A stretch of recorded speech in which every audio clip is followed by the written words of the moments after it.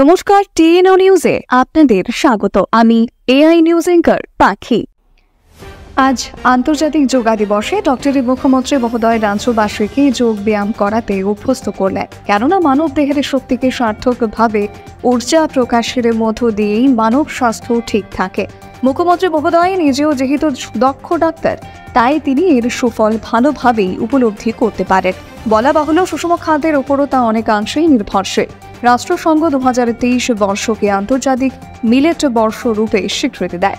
এই উদ্দেশ্যে মিলেট বা বাজরার পুষ্টিগত মানকে গুরুত্ব দিয়ে 10তম আন্তর্জাতিক যোগ দিবস উদযাপন সমারোহ অনুষ্ঠিত হয় শহরের কেন্দ্র থেকে অনতিদূরে হাপানিয়া প্রদর্শনী কেন্দ্রে। এবং এই সমারোহে অংশগ্রহণকারী ছাত্রছাত্রীদেরকে মিলেটের তৈরি করা খাদ্যের আয়োজন করে খাদ্য বন্টন করা হয়, যা খুবই প্রশংসনীয়। যোগ ব্যায়াম আমাদের দেহকে, মনকে একাগ্রতার সহিত ধ্যানে মগ্ন করে শরীর ও মনকে ভালো রাখে। এখনকার মতো সংবাদ এ পর্যন্তই। পরবর্তী নিউজ ও আপডেটস দেখার জন্য অবশ্যই চোখ রাখুন টিএনও নিউজের পর্দায়।